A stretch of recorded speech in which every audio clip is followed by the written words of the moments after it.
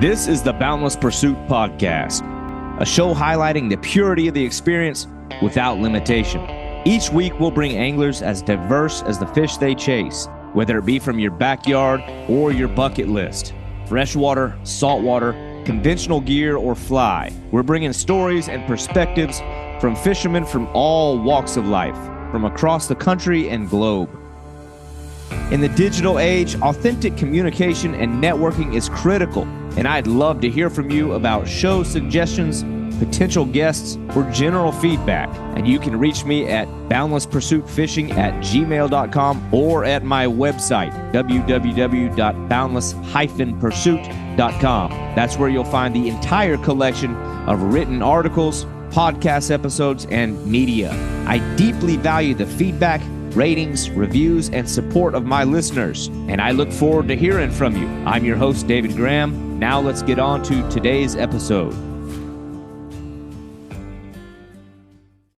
My guest today is an American angler and international fishing guide with experience fishing and guiding all over the world. But his history wasn't always that way, and this wasn't always his path. Before Matthew Podobinski was fishing and guiding in remote rivers around the world, he was sitting behind the desk of a dead-end job as a security guard. Now, you can interchange that desk with that of an accountant, a trader, a production planner, or anything else that involves sitting behind a desk. Many people have found themselves stuck behind a desk, dreaming of doing something more. But most people don't find their avenue out, and that can become a very deep hole to pull yourself out of. But Matt has a unique experience of carving his own path and chasing what he's passionate about. First, finding himself in a raft, guiding clients and tourists through whitewater adventures. But Podobinski took those experiences as a whitewater rafting guide and the certifications that he got, navigating difficult river systems and being trained in first aid, and he made himself a competitive candidate or option as a fishing guide. And as a fishing guide in Alaska, Matt had the unique skills to navigate the tough terrain and the difficult rivers, where he began his experience as a guide chasing monster Alaskan king salmon. But this is the guy who had his mind set on travel and experiences. And through relationship building and making contacts organically, he secured positions to guide internationally, even going as far as the remote rivers of India and the Himalayas for the coveted golden mahseer, where, again, this elusive species of fish is often found scattered in hard-to-reach pools between sections of rapids and hard-to-navigate stretches of tough river. In many cases, he's out there chasing this notoriously challenging species on fly. But Matt's journey as an angler and guide has seen his footprint scattered across the globe with hardly a rhyme or reason. He's fished the jungles of Colombia for gigantic peacock bass in freshwater and tarpon in the saltwater. He's fished for a whole host of unique Central American species, trekked around lake systems in Egypt for Africa's largest freshwater fish, the Nile perch. He's guided and fished for the largest trout species on the planet through river systems in Mongolia, the giant taimen. But he's not neglected opportunities to be challenged in saltwater, fishing around Saudi Arabia on the flats for GTs and triggerfish, and hitting up the infamous Seychelles, which is like the Garden of Eden for fly anglers on the flats. Crazy experiences and a lot of miles under his belt. Matt is an awesome guy, a great storyteller, and a good example of someone whose calling was strong enough to pull them out of the rat race and into a lifestyle that many of us dream about. This is international fishing guide Matthew Podobinski. Anyway, Matt, I appreciate getting you on here. I've gotten to a point now with this podcast where I really favor like the adventurers. Okay. And like the guys that have kind of like forged their own path and gone off and chased, not to sound cheesy, but like chased their dreams or chased what they were passionate about. And you've got a very diverse experience in your own fishing, but also in guiding, which I think adds a unique layer to this, because I've talked to a lot of guys that they just go there to self-indulge. And I'm sure some of your experience guiding is self-indulging, but you're going there with an added responsibility of providing an experience for other people, which I think is so cool. So a lot of times when I learn about these guys, I'm like, there's there's some questions there I want to get to that kind of, unwraps the character. But without going through your whole life story, that's what a lot of these podcasts do. They're like, oh, tell me when you very first picked up a fishing rod. Sure. But I have found that most people's origin stories they're all quite similar. But at some point, yours progressed beyond what most people do. I think people hit like certain parameters and ceilings on what fishing is supposed to be. Right. And don't branch off beyond that. Maybe, I don't know if it's necessarily that they don't want to, but they don't. But I do want to know just origin story on, going from an angler to becoming a guide and what that looked like. I mean, are you a guy who was working a normal job and left that to pursue this? Or are you a guy that was working towards a normal, I hate to say normal job, but eventually kind of had this reckoning and said, you know what, I want to pursue this. Just kind of tell me about your experience and going from fishing to, I don't know, having this moment where you realized you wanted to start guiding and what that looked like. Sure. I was working. I did a bunch of different jobs. Worked as a security guard, worked in restaurants, worked in hospitals, all sorts of stuff.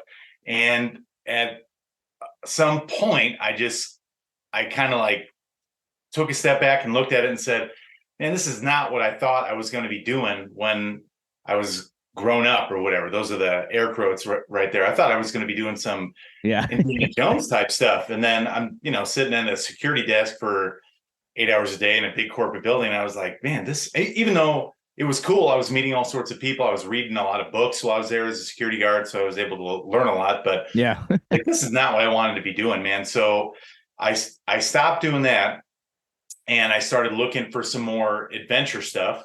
And I became a raft guide first. I found a advertisement for a company in Colorado that would train raft guides, no experience necessary.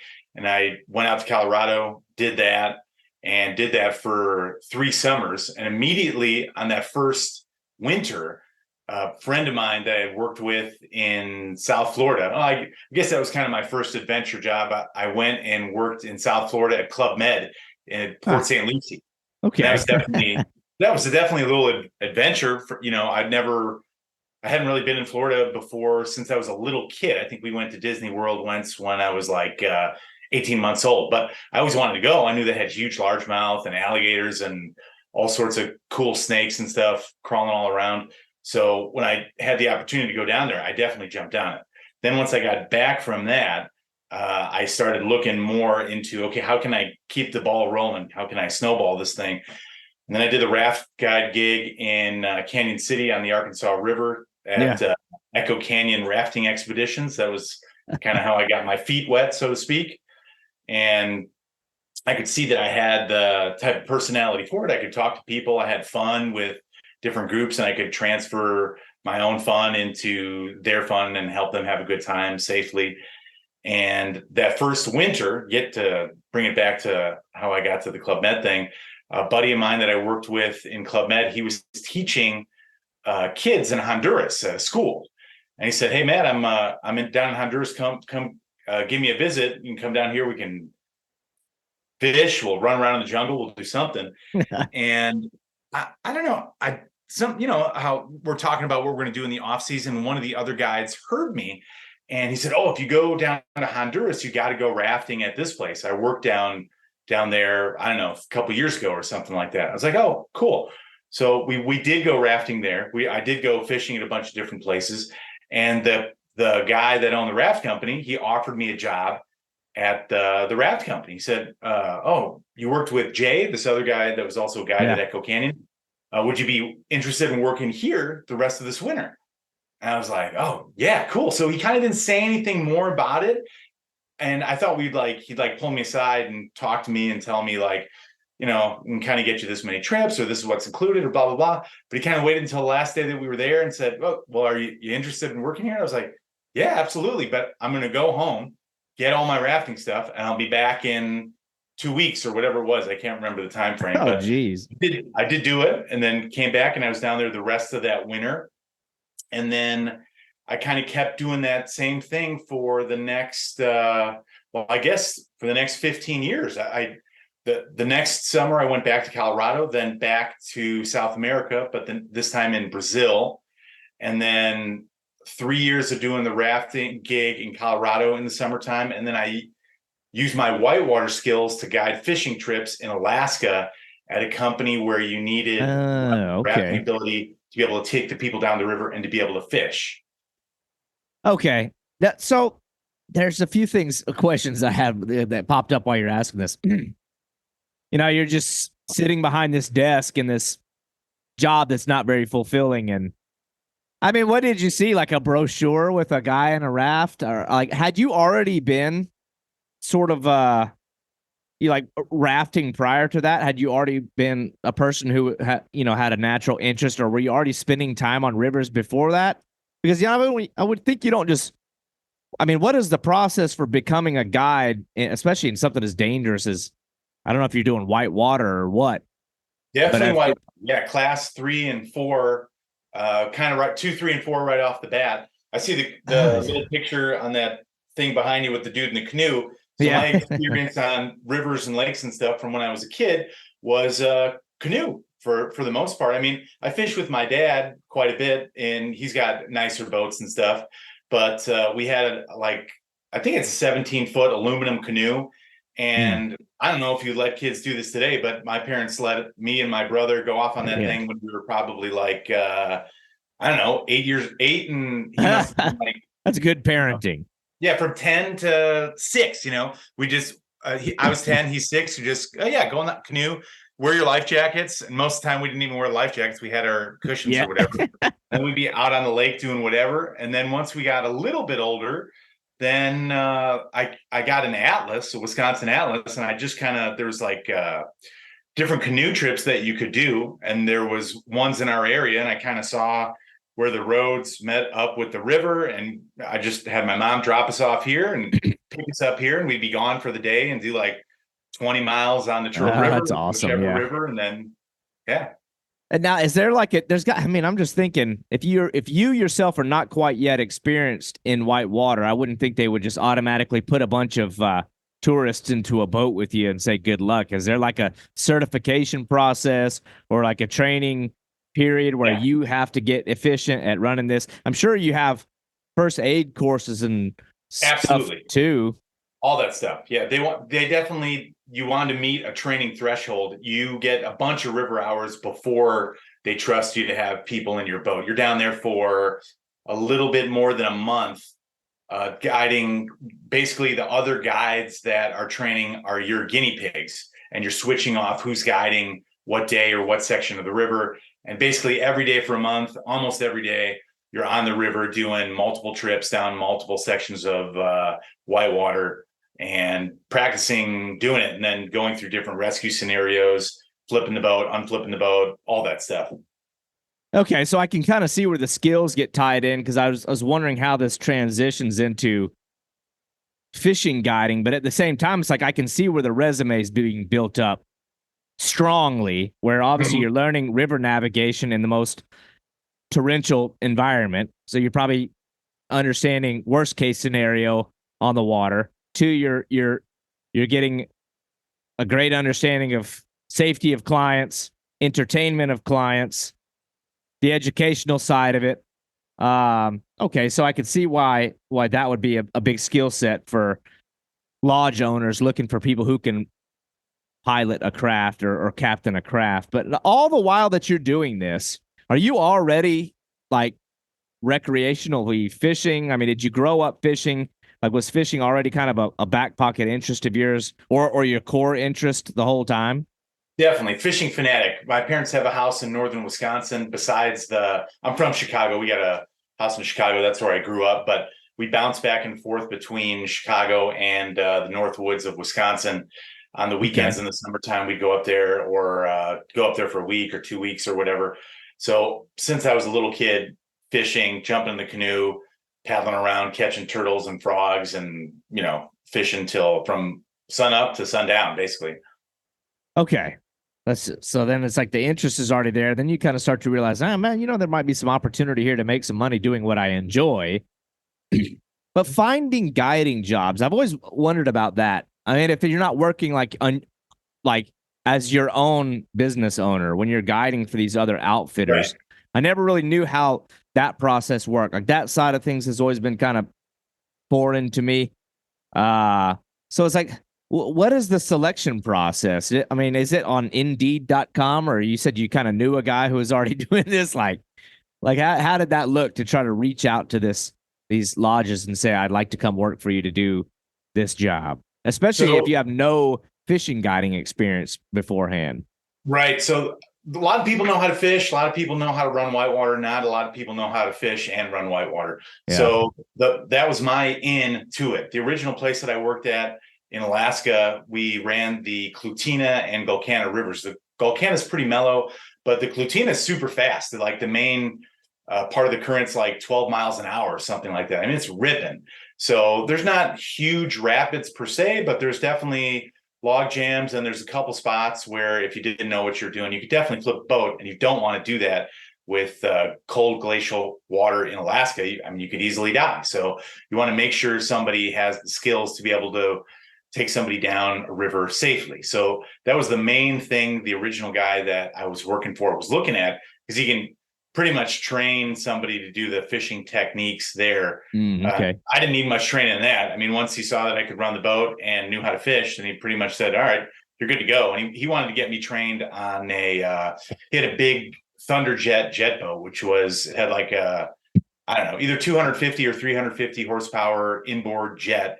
Ooh. And that's like 26 feet long or something like that. I'm not a real crazy boat guy, so I don't know the specs exactly, but that was a little bit too much of a boat for me at the time, and a little bit too much responsibility running someone else's $70,000 boat. So I ran it a couple times and said, you know what, Josh, I think I'd rather just run the rafts, and you can run me up and down it in the do drop offs in the rafts, and then I'll meet you back at the takeout. Yeah. Well, so that first year of guiding as being a fishing guide, I always, I hear a lot of stories of guys when they're first getting into it, and what their idea on what the client wanted, how different their idea on what the experience should be from what maybe the client's idea on how their experience should be. Was it a pretty seamless thing for you, or did you find that there were some harsh realities in the game of guiding that you, I don't know, maybe got caught off guard by? Like, oh man, I didn't expect it to be like this. Or like, there's definitely days where it sucks, but I mean, my first gig, we had we ran down the river a bunch in training, and the deal was we were running down. I was fishing the Gulkana River, and the Gulkana dumps into the Copper. So all the rivers in that area are in the Copper River in Alaska. Copper River is a huge river. It runs up to like, I don't know, 500,000 CFS. It's a monster. Like, I don't know what the CFS of the Mississippi is, but it's something like that. The Mississippi, the Yukon, the Copper, big, crazy monster river. And then Josh would come down with the jet boat and pick us up in the jet boat. And then we'd load the raft and the guests up into it, and then run back up the Copper to the takeout. So we kind of get the best of both worlds. They get the raft ride down, they get fishing from the raft and then from the shore, and then get the cool jet boat ride back up the Copper. And it had rained a whole bunch the night before, so my landmarks had washed out. No. So, yeah. So I passed the area that I was supposed to stop and like concentrate and fish at, where the actual like takeout We're on the scenic tour, folks. Well, luckily I caught it. I caught it within time where I could stop, and I was actually able to walk the boat back up to where I could fish and where the good point to fish was. But I mean, it's me pulling the boat upriver. I don't know how many yards. I don't know. I don't remember, 200 yards or something, back up in a spot where the glacial water of the Copper is chocolate mud. So I can't see if it's going to be 6 inches or 6 feet. So I definitely think I got a little bit of water in my waders during that tow up. But we made the day of it, and it made a cool story for the guests or whatever. But long way to answer your question.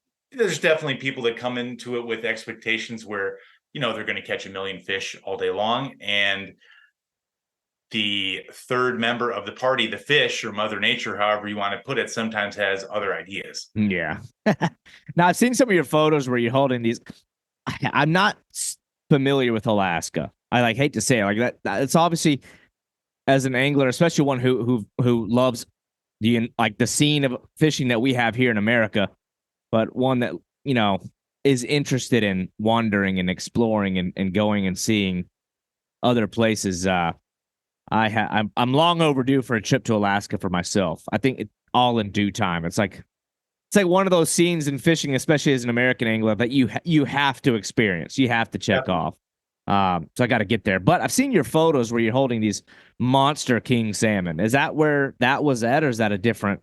No, that was it. That was that area. That was the Clutina and the Gull Cannon. And I haven't fished everywhere in Alaska. I mean, there's a million places to fish, but besides the Kenai back in the day when you were catching, 60, 70, 80, 90, close to 100-pound kings in the 70s, 80s, early 90s or whatever, the Clutina was kind of like a secret in the interior in Alaska where most of the people weren't going, but you were still catching fish of almost that caliber.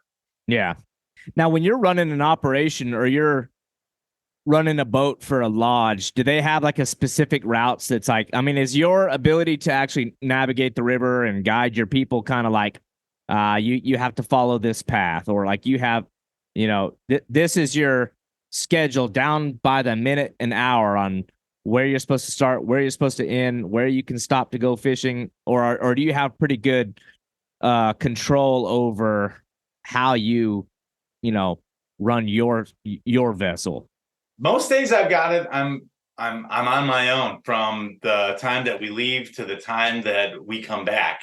Yeah. But there are some days where if we are coordinating with another group, if there's like a big family group and you want to meet up for lunch, or there's some kind of complicated logistical thing that you would have to be at a certain point at a certain time. Otherwise, like I said, with those original trips where I was on a raft, I was having a jet boat pick me up, but now I'm running my own jet boats. I've done it at a bunch of other places. Now with that, the only hard out is get back to the lodge at this time. Otherwise, we're looking for you by this time. That was the deal back in the day, maybe, I don't know, 6 or 7 years ago, before you had like the Garmin, the spots where you could text back and forth and let them know if you have a problem. InReach and all that stuff. That's exactly right. Yeah, InReach. Yeah. I mean, that makes it so much simpler, because unless you're in an area where, like we were in Chile, where the company has put in a bunch of repeaters and you can actually talk to each other with walkie-talkies, I might be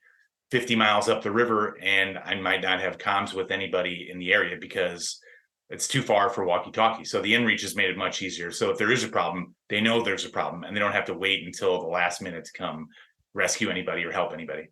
Yeah, so Alaska was pretty much like your starting point or your baptism into the world of guiding for fishing, which I imagine I could think of much worse places to get going. I mean, a place as pristine as Alaska can be, but I mean, in the wake of that, I guess first season guiding there, had you pretty much decided this is what I want to do? Like this is it, or were you kind of like, I'm not really sure? Or had you pretty much come away from that experience knowing this is my path, this is the course I'm on? Pretty stoked on it. I mean, I still get people that ask like, okay, what's the end game? Like, you're going to manage a lodge, you're going to run your own place or whatever. I don't really know what the answer is. I mean, if I get an opportunity to do something like that, I would do it. But I mean, I loved it after the first season, and I really liked working there at that first place that I worked. Until there was too many people on the river or whatever. And then I wanted to look for a new place, but I was doing enough new stuff, still going rafting in South America for the first couple of years down there. So I was mixing it up a little bit. And whereas now I'm mixing it up with guiding fishing trips and other destinations there, still pretty fresh. I'm never burnt out on it. I'm always like, I wake up pumped up that we're going fishing the next day. Yeah. Okay, so I keep forgetting that all the while you're pretty much already starting to bounce out of the country to do at least the rafting side of it.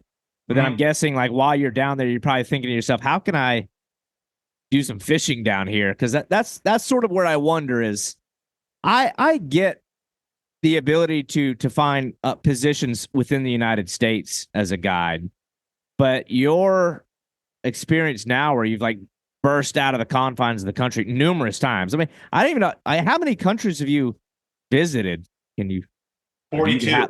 42. Jeez. And how many countries have you guided in? 16. So over a dozen. It's like, Yeah. so your passion spilled out of the US. But that's where things start getting curious to me. Like, what was your gateway into guiding in another country? Because that, especially some of the places you've been, like I noticed on your page, you've done Fish Columbia. I've actually had, Alberto on the podcast before, but I kind of get that one. I'm like, he's got a hell of a program in place. It's very structured. But then you've also been to some other places where it's pretty like salt of the earth, and you're out there. I mean, like India, for example, and I think we'll get into that. I'm like, how what? Who do you talk to? Where do you apply? Like, how do you ask if you can get there? But I don't want to get there yet. Your first assignment as a guide out of the U.S. Where was that, and how did you get that? First fishing guiding internationally was India. That was the first one that I jumped in. Oh man, I would have not have guessed that. I was thinking that's got to be the most recent one. No, that was back in the day. So that was 2010 or 2011 or something like that. I've done it 3 times, and then I've actually been to India more times than I've been to any other country. I think I've been there 8 times. Not for total time that I've been there, but individual trips back there. So I definitely liked it. It was way different than I expected. I wasn't sure if I was going to like it as much as I did, but super interesting. The way that I found out about it is, there's a magazine in the Midwest. I'm not sure. You're originally from Florida or Texas? I can't remember. I'm originally from South Carolina. I have lived everywhere. Originally from South Carolina, but I spent a lot of years in Texas, Oklahoma, Arkansas. So it's hard to call any one place home. Okay. So big probably why I travel so much. Fishing magazine in the Midwest was In Fisherman. I don't know if you got. Of course, I know In Fisherman. Okay. Yeah. Okay. Yeah. So I mean, back in the day, In Fisherman was like a Bible. Like each issue was like that thick. Yeah.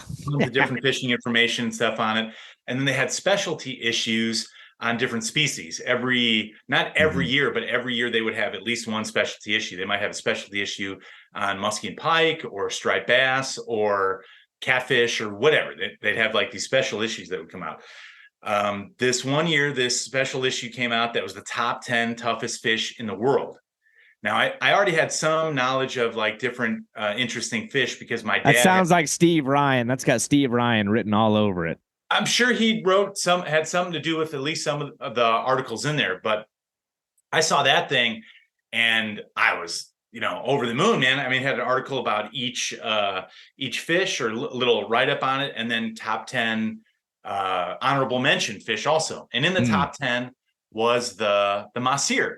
Yeah. And I also had like I can't remember who writes it, but it's the fishing encyclopedia. I got that one year for Christmas when I was like 10 or something like that. Yeah. So I see some fish and I look it up in the fishing encyclopedia and learn a little bit more about it.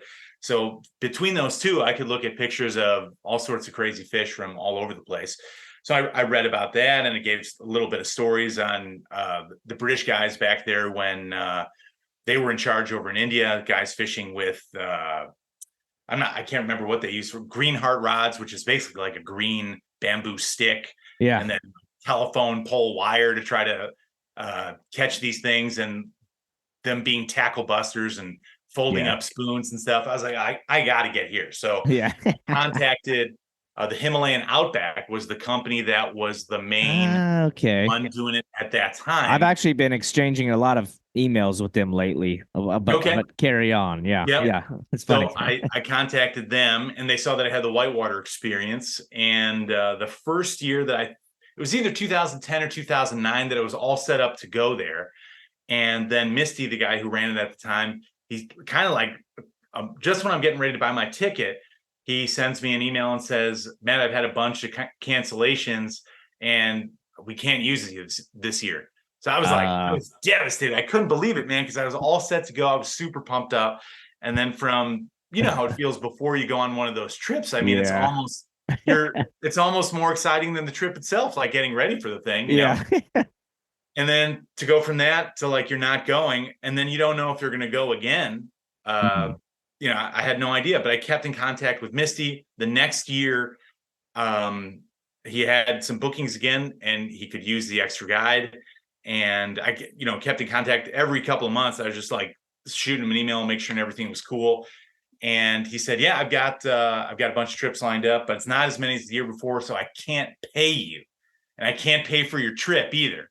So I was like, "Oh man, that kind of sucks." But I was like, you know what? I'm still going to do it because it's a trip that I wanted to do myself, Mhm. and I'm not going to be there just for just a week. I'm going to be there for like a month and a half or 2 months. So Yeah. in a month and a half or 2 months, I'm going to be able to get to do a good amount of fishing, and the amount of knowledge that I'll get for about the Masir and about India is going to be, priceless. So Yeah. I did it, and I didn't look back. The recommendation that I got from Misty, if I didn't get that recommendation, I wouldn't have worked in Mongolia, and if I didn't do Mongolia, I wouldn't have done a bunch of other places. So it all worked.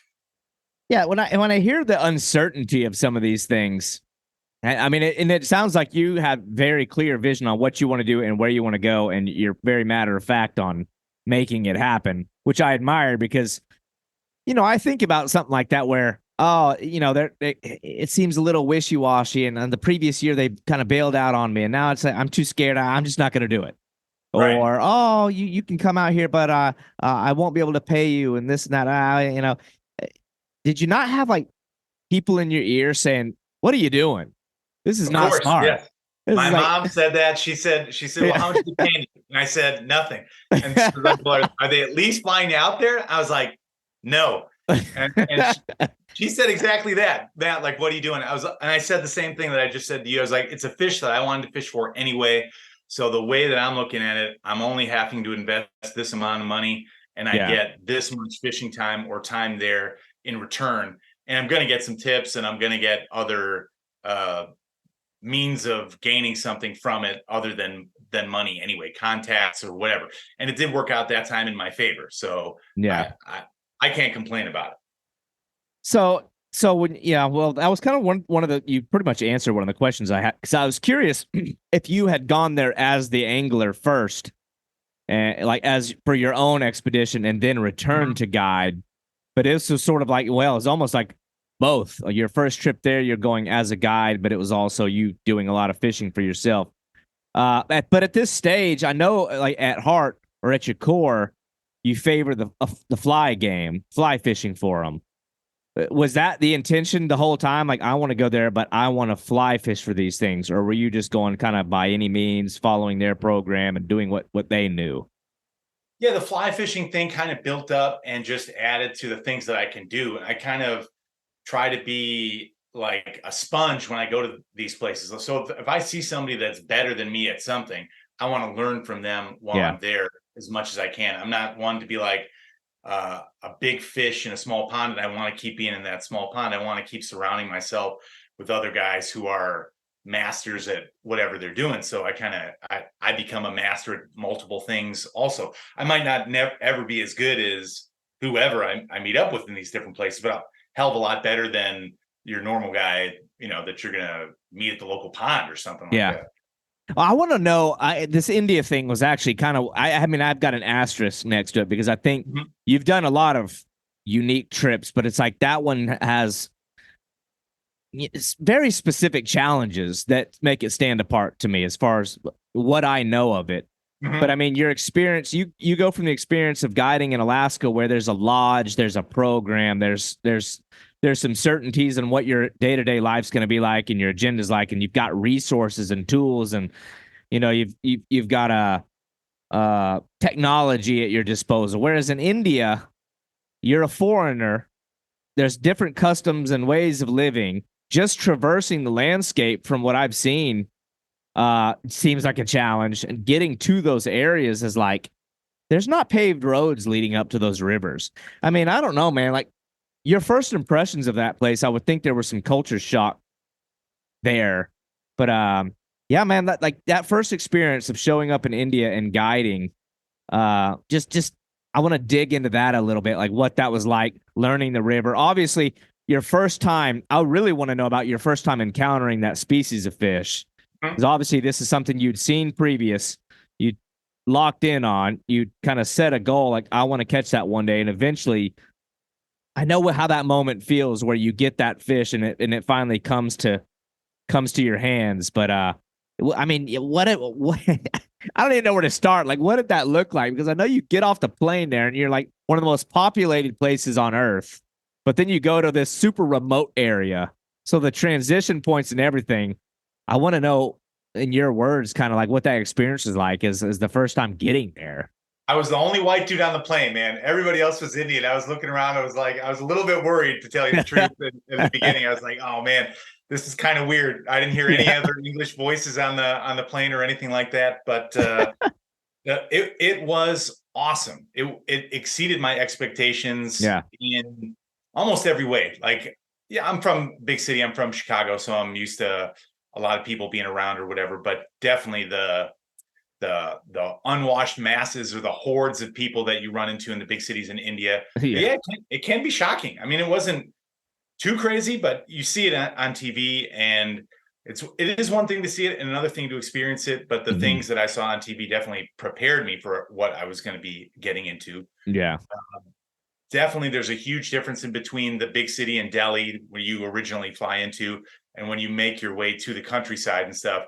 Countryside was awesome. Way less people. The people are mostly friendly everywhere in India, but Mhm. the people were really cool in the countryside. The thing that, coming from a rafting background, we took a lot of Indians rafting in Colorado. We get all these IT workers that were working out there in Colorado, Yeah. and I I'm making a generalization. I'm not being racist or whatever, but they put a big emphasis on your educational development at a certain class level in India, and not a lot of emphasis on your physical development. So we got these guys that were super smart, but they were physically Yeah. retarded. Like, they had not done, they couldn't catch a ball, or Yeah. you couldn't, I mean, you and me, I can tell by looking at you, look like, if I show you some sort of movement or something in a little while, you look like you can master it. Throw you a football, you're going to catch it. You're not going Yeah. to let it hit you in the face, right? Right. So these guys, like, they had no idea, man. You get them all in the boat, and you have to have some coordination to be able to paddle. And you learn very quickly that you have to spend more time with these guys to get them to a level where you can paddle and take them down the river safely, because it's not only their safety, it's your safety. They're Yeah. the engine, you're just the steering wheel. You know what I mean? So I was thinking everybody was going to be like this in India, but I was pleasantly surprised. The guys in the countryside are awesome. They're Yeah. freaking, they're tanks, guys that can carry 200-pound boat on their head up a mountain, down a mountain, or whatever, and Jeez. be telling the story and laughing about it while they're doing it. They're amazing, fantastic guys to work with. And I'm glad that I did it, because Mark Twain, I don't know the exact quote, but travel is fatal to prejudice and blah blah blah. It is. Mm. Whatever notions that I had about this group of people, it's only was a certain small group within that group of people that is this certain way. It's not everybody in India that's like that, and they're like that very deliberately, because the way for them to advance is through education. So they put a huge emphasis on that. Yeah. They neglect the other side of it, which in some instances is to their detriment in adult life. Yeah. So, like, when you get picked up, I guess, from the airport and you got to make your way to where the river is, which is, I mean, what does that trek look like? How far of a drive, flight? You're navigating across some wild lands. I know, and I imagine we'll talk about the video project that you have, which, for anybody that's listening, over your shoulder, I see that photo from the video project you did, which is phenomenal, and we'll talk about that too. But I know at one point you got to a point where you really couldn't navigate with your I guess typical 4x4, Mhm. and you had to load up gear, pack gear onto the back of a pachyderm, and cross navigating lands on the shoulders of an elephant. I'm like, this guy has gotten himself really, really far away from home, all in the name of catching this fish. Yeah, Getting yeah. from I guess the airport to the rivers, what does that journey look like? It's definitely more involved in India than other places. A lot of other places you have smaller flights that you can do once you get to the main airport. And I mean, obviously, you do have that option, but there's no real flights going to the area that you're going to. So you fly into New Delhi, and I was specifically fishing northern India and northeast India when I was over there. There's another Masir that's down south, and I couldn't speak to the logistics of that area. But for Yeah, our yeah. area, we're talking about fishing close to the border with Nepal. You could do it a couple different ways. You could drive directly from Delhi, which takes a really long time, which I've done that also. Or you could break it up with a train ride from New Delhi to Okay. Kafkadam, which in itself is a long train ride. I don't remember exactly how long it is. I think it's something like 8 hours or something like that. So pretty good train ride, which is beautiful. You get to see the countryside and stuff as you're going along. And then it's another like day or more drive, depending on which way you go to get to the actual river. But it's part of the trip. I know it sounds super involved and too long, but it's really cool. You go up into the Himalayas, or at least the foothills of them. You stay at a beautiful hotel at Mm. 6,000 feet, which is at a pass before you start dropping down the other side and making your way down to the river valley. And then you're there for the week that you're fishing, and then, or however long that you're going to fish. And then you redo that route on the way back out. Yeah. And now you're at this stage, I mean, it's crazy for you to cannonball into, well, you'd been out of other countries prior to that. But do you have any kind of paranoia along the way that like I could get lost out here? Like, nobody knows where I'm at. I mean, people know where you're at, but it's like, is it, or is this kind of like, I don't know. I think it's like certain people have certain mindsets and character types where like that doesn't factor into the equation. But Didn't like, factor into the equation too much. I was pretty sure that they were going to pick me up at yeah, the airport. I was going to meet somebody, yeah, and they seemed good with the logistics. And yeah, I mean that was the great thing about Misty's operation. Everything ran with like military precision. If they awesome. said they Yeah, were going to be there to pick you up at 8:50 a.m. in the morning, they were there at 8:50 to pick you up as soon as you got out, waving. They were there with a sign or whatever, waving you over, and they knew, oh, Matt, we've seen your picture. Come on, let's go. And yeah, so everything worked, perfectly from that point, as with everything that they could control. If there's a landslide or anything like that, but then they'll have yeah, some way around it somehow. yeah. Oh, geez. Um, so obviously I'm guessing you're fishing before you're guiding, but at what point did you start breaking out the gear and start fishing for these things, on your own? And how long did it take you before encountering your first Masir? The first week that I was down there, from what I remember, once we got to the river, we only had one guest in camp, so that was kind of perfect because I could tag along with one of the other guides Mhm. and kind of see what they were fishing and how that they were fishing. And the perfect situation that you want to be in when you're fishing for the golden Himalayan Masir, you want to be there when the river is dropping. So Yeah. when you get there and it's pretty muddy, it doesn't look like it's going to be really good fishing, but then it's clearing up while you're there and it gets kind of milky green color before it gets really clear. And that's kind of bring the fish on the bite. And that week was perfect. It was that situation. So I could see it kind of unfold and see it become good in that week. And I knew kind of what to look for from then on out. Yeah.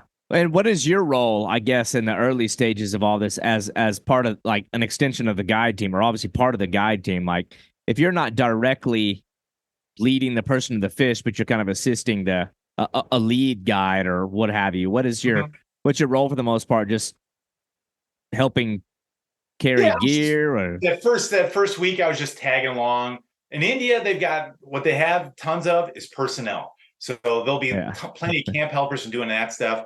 And I grab my own bag and I help lift all the stuff. But if you had somebody that didn't want to do that, they wouldn't have to, because there's tons of people do it. But I'm not going to let someone carry my bag or Yeah. unload my stuff, or not help out when I see the other guys when a boat comes in full of food and stuff to bring to the kitchen. I help do all that stuff too, because it's how you become part of the team, and the local guys get respect for you also. So that's something that I always do at any place that I'm at. I don't just like sit back and go have a drink with the guests when a boat of gear or equipment or something comes in. I help unload it. Right. Yeah.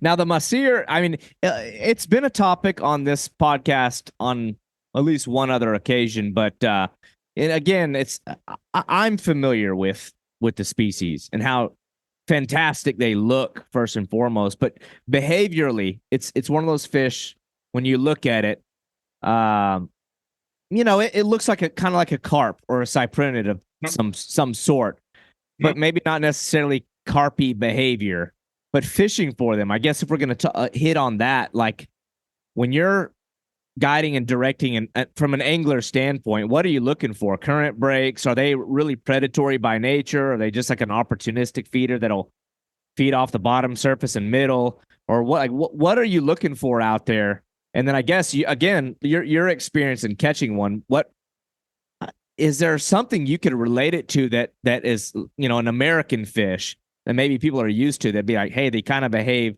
sort of like this, or like, are they their own monster? I'd say if you combine all the difficult parts of a carp and their behavior, they can be spooky, they can be selective, they're aware of their environment. And then you combine a lot of the elements of a salmon or a trout, where they do the big migration to spawn, and then they're coming back from that migration. And when they're coming down, they're hungry. They just went through a big migration, covered a lot of distance, and they want to eat. They are a predator. They are opportunistic. They will take advantage of algae that they can eat at a certain point in their life cycle, but they'll also eat bugs if they're available. They'll eat other fish. They'll eat frogs. They'll eat snakes. They'll eat whatever's kind of in their zone and that will fit into their mouth at the right time, and depending on their mood.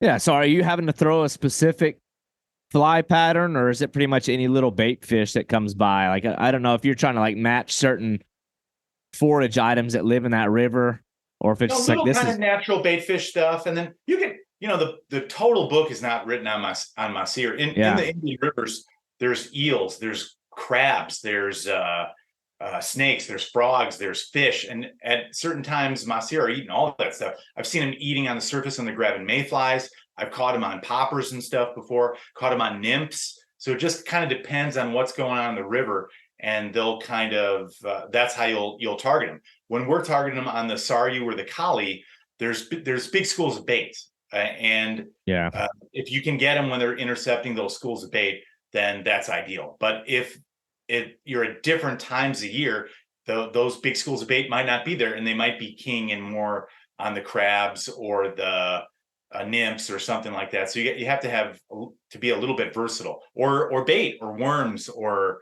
raggy paste or whatever that you could also kind of try and entice those fish to grab. Yeah. It all comes in.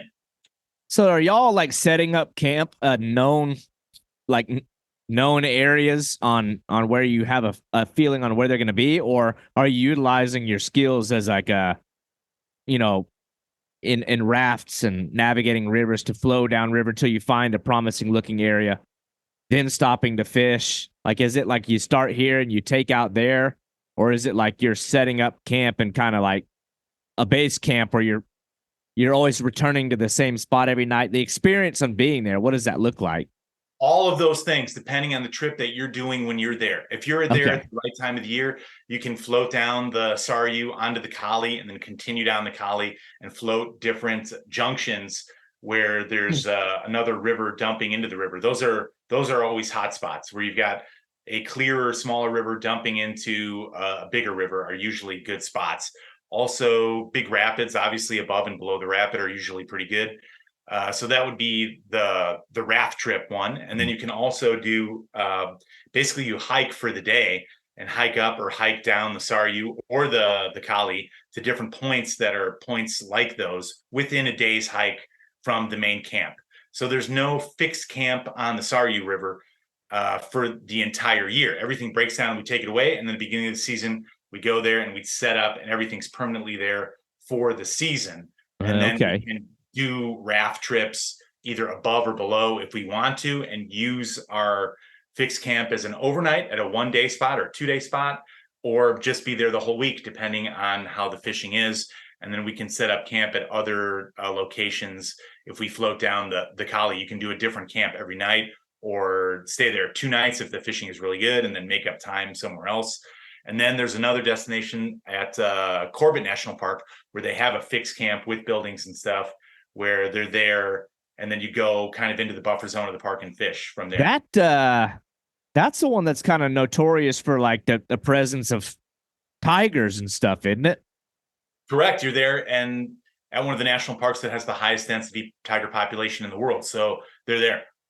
Is that yeah, well, it's I don't know if that's kind of similar to like, oh, we have alligators in Florida, but you kind of realize the danger's not as obviously it's a significant and a real danger. Yeah. But are people overthinking the idea of encountering a tiger, or is it a very real possibility you might see one of these things? Oh, or is it like a real? Because I'm wondering like the camps too. I've seen, obviously I'm familiar with the Masir and the Gunch catfish that lives in similar areas, and I sit and I watch the videos, and I've watched some where the camp is literally guys laying in a sleeping bag on rocks on the ground next to the river. I mean, naked to the elements. Is that there's any fear? Are you provided any means of protecting yourself, like a firearm or anything, against something like a tiger? Or is that not really in the cards? In that area in northern India, I'm not going to say there's no history of man-eating tigers. There definitely is. And Jim Corbett, the guy who the national park is named after, he's famous for hunting man-eating tigers that like kind of stalked those villages. And usually a tiger doesn't turn to be a man-eater unless it's very old or it's been injured or something like that. Yeah. And it can't hunt its normal food. So is there the possibility of something like that happen? Sure. Is it super likely? No, but I think unless you were there and extremely unlucky at just the wrong time when one turned into a man-eater, I don't think that's going to happen. Yeah. The tigers have the education of being around people. There's nowhere to get away from people in India. So even if they're maybe just the core of the national park that people barely ever get to go to would be the only place that they would never encounter a human being, but they see the vehicles that are cruising around the national park trying to look for to look for tigers when they're looking for them. But I'm not sure when it changed, but 2000, I want to say 2012, 13, you used to be able to walk on foot and fish into the different beats in the national park. And that was awesome. That was probably one of the coolest experiences that you could possibly do anywhere, fishing for any species anywhere, to be able to walk into it. You almost like transport yourself back in time when you would go in there, because you get to see India, how it was 100 years ago, 200 years ago. There's still small groups of people that still are able to live inside the national park, but it's kept at a low number. So those would be the only people that you possibly encounter. And you're encountering the animals on their own terms. They're not having to mess with traffic or anything like that. So they stopped doing that because there was somebody complaining that, well, how come anglers get to go on foot into the national park when no one else can? So unless they change something, or unless they changed something in the last couple of years, you can't do that anymore. But that was awesome. And it's a shame that they can't do it, because I think India is shooting themselves in the foot when they take that experience away from people, because it was a really cool reason to go to India. Yeah. Yeah. And I'm trying to not eat up all our time talking about India, but it's a place that is literally in like my 3-year plan of visiting. So I have like a special like personal stake in that part of the conversation. What I'm curious about though too is like time. I mean, I know how time is with some of these fish. It's a lot of these species of fish, particularly freshwater fish on the global scene. It's like you got to get in while you can, because some places, and I'm curious how India views this or how they're looking at their rivers. Have they started to recognize the economic value that these fish have and that these rivers have, and the resource that they have and the value that they have now? Or is this kind of like one of those things where, this fishery might be gone in 10 years? Or, I mean, obviously, if they're cracking down to a point on the national park entry and like ability to come in. There's obviously some movement and making sure that there's conservation efforts. But I'm familiar enough with like almost the near tragic tale of the humpback mussel, Mhm. which I don't even know if you can legally fish for, but at least they've started to take steps. But also know water quality issues are a thing there. The prevalence and the use of dams for hydroelectric power have had some effect on some of the species of fish. But Yeah, what I was would your consume. observations there? Are they valuing the resource that they No, have? no, absolutely not. Oh no. You definitely have to get a fishing license to go and fish in India, but there's nobody that's really checking to see if you have a license.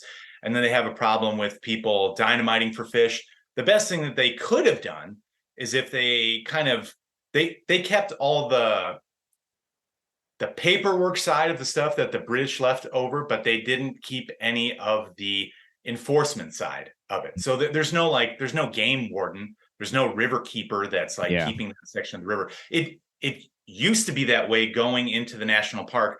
You'd have to buy a license for a beat, and the guys that you would buy the license for that particular beat of the river, they would act as river keepers. But once they banned fishing inside the national park, then you basically banned enforcement because you didn't have those guys looking after that section of the river. And basically what it did was it legalized poaching inside the park. You had guys in there with nets, with bombs, with all sorts of stuff. And yeah, I don't live there all the time. So I can't say Yeah. that these people are starving to, obviously they just want to eat, but they weren't starving before they closed down the fishing there. They had other means of getting fish. A lot of these guys are taking fish and selling them in the market. So it's not just for their personal consumption. But in my view, they did themselves a disservice by closing down that section. And also hydropower. These giant hydro projects are springing up all over Yeah. the place in India, which are super detrimental. And as you see that we're doing in the United States, we're turning away from these things because these things have a relatively short half-life of when they are productive and when they are kind of not productive. Most of the things in India, so I guess they're similar to the United States. It's a scam on some level. When you're doing a multi-billion-dollar dam project, yes, the local people stand to benefit in some way, but it's mostly how it's a multi-billion-dollar project. So how much skim is on this multi-dollar project? There's millions and millions of dollars of skim that Yeah. government people can skim off the top and take. Whereas if you're a fishing guide and you have a fishing lodge, how much skim is there for the government guys to rake in off the top? There isn't that much. But the good thing is you could do it in perpetuity. You've got license that you can sell in perpetuity. You got people that are coming there forever to, as long as the resource is taken care of, that Yeah. they're going to stay at a hotel, they're going to eat at a local restaurant. So if you ask the local guys which way was it better when you could fish into the national park, most of the guys will tell you, they'll say, yeah, it was better when we used to be able to fish in the national park because we had jobs of taking these people fishing, and then they would come and visit this other thing, and so on and so forth. Remember, I was sitting there and at the camp, and an old guy, old like village elder that I had talked to a few years before. I don't know if he recognized me, but he came Yeah. in after I had gone back, and he said, "Well, what you think of the fishing?" I said, "It's okay."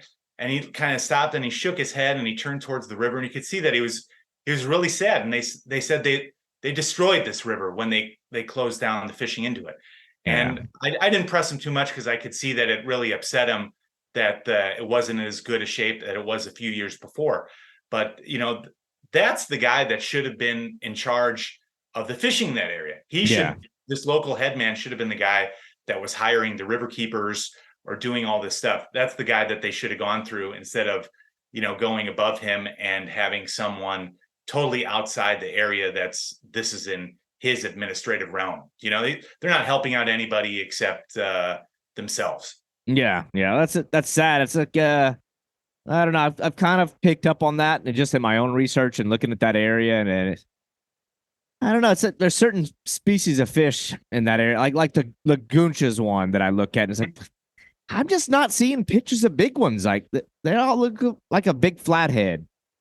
It's like I look at that as a species that's like in our lifetime might be, I don't want to say gone, but like so depleted and so far kind of separated from what they ought to be that it's like, I don't know. It's anyway, but Yeah, you're probably right. I mean, they have a huge range. They all through the Mekong into India, but they get hammered in all of that area. So, how many goonch are getting to their natural top end?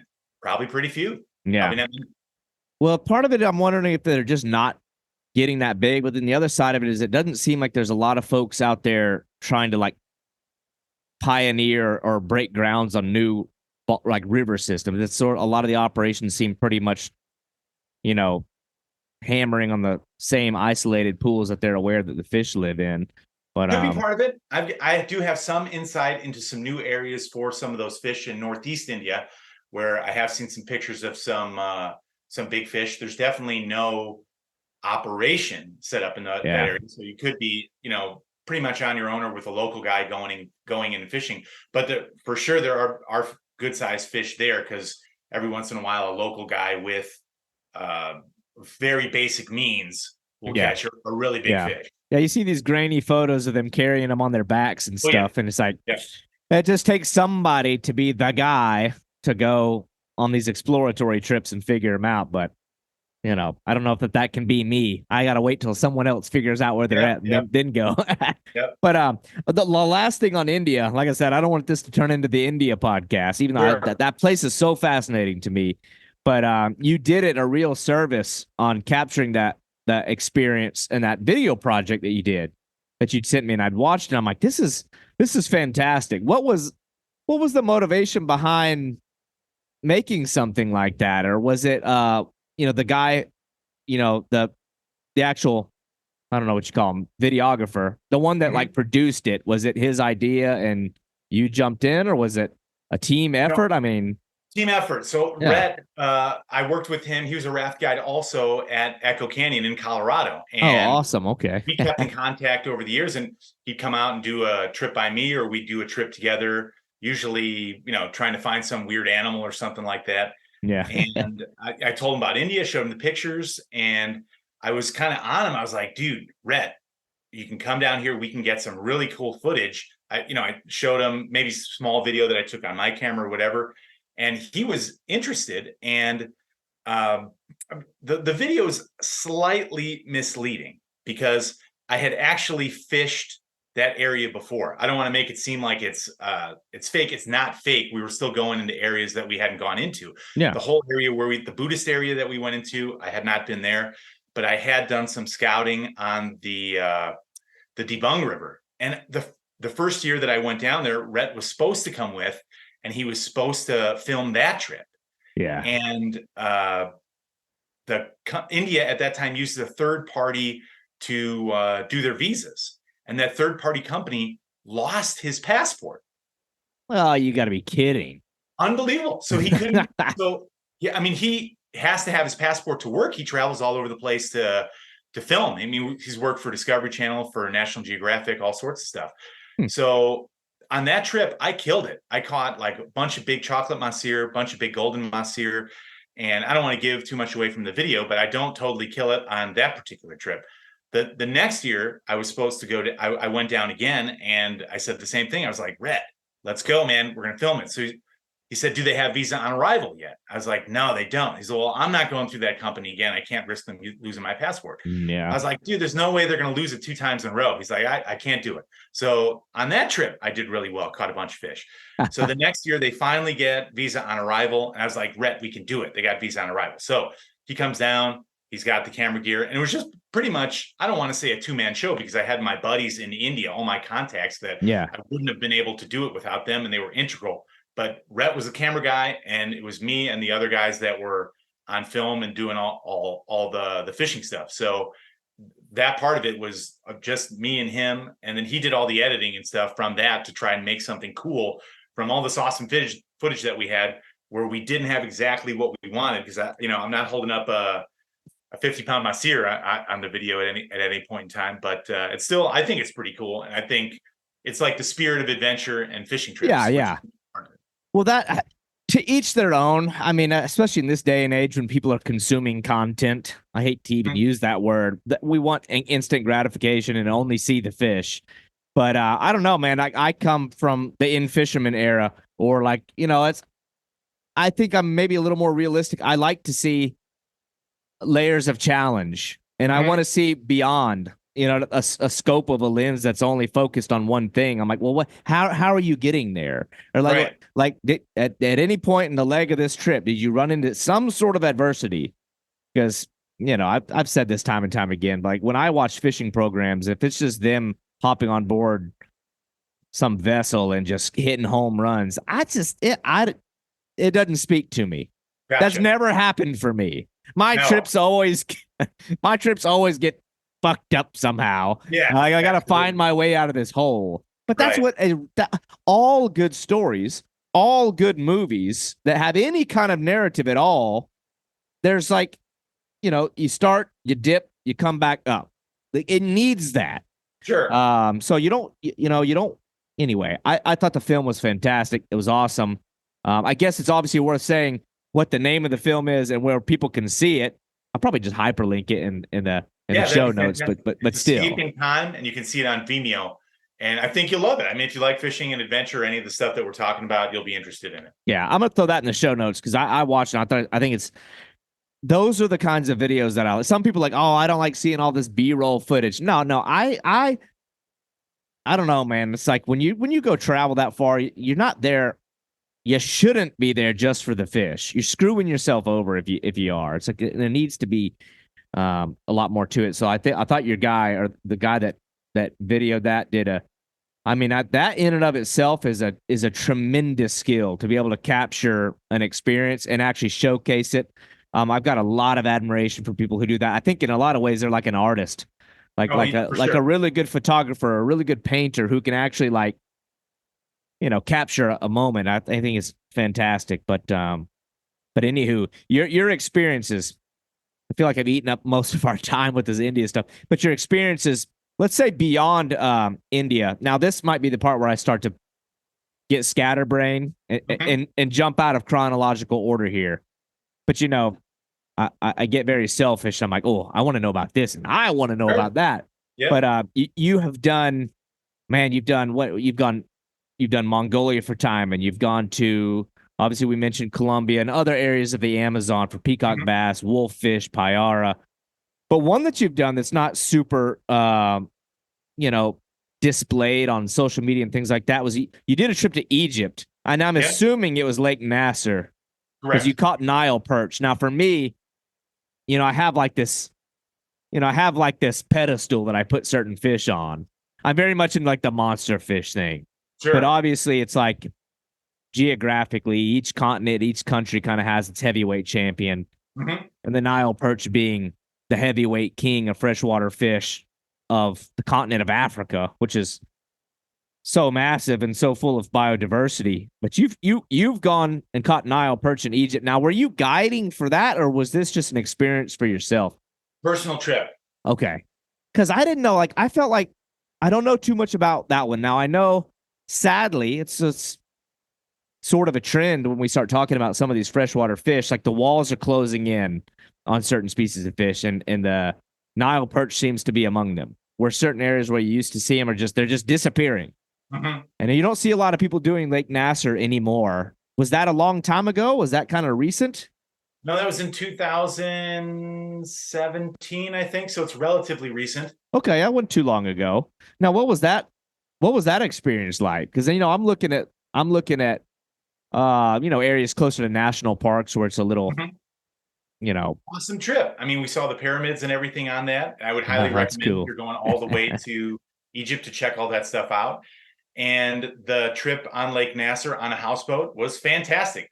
Now, while we were there, we got kind of a cold front that came through, and it rained quite a bit.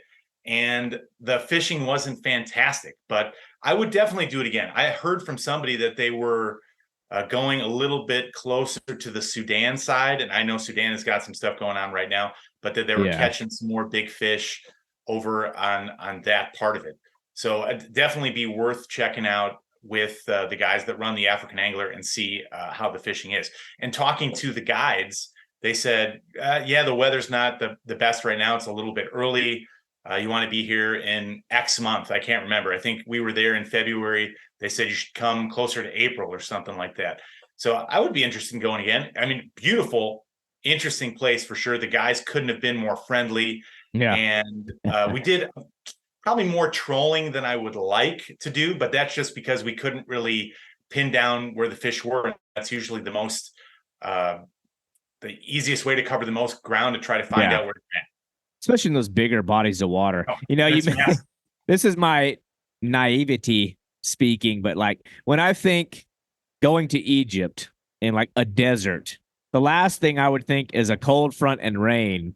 I know. I'd have been so sure that I had like trampled over like the grave of Tutankhamun and been cursed somehow. That'd be just my luck as a fisherman to show up at like this great vast desert, and what do you know? It's the monsoon rains and a cold front in the desert. But that's what we had. But I mean, it's just like you said. I mean, it's the variable, right? You can have the best gear. You can be ready. You practice. Your fly cast is perfect. But if you show up and the river's blown out or whatever, whatever. I mean, be ready for the next trip. So, what is your connection with Alberto Mejia and Fish Columbia? How'd that come to be? Because that is it's like I see the prices keep going up, so I'm like, oh, this is getting further and further out of reach. But that's one of those places that he has leveraged social media so well. Like I don't know if he's got a team of camera people, but he showcases that experience like so well. And like the place looks like absolute paradise. But now where'd the connection come into play to get a gig guiding for him? What does that experience look like?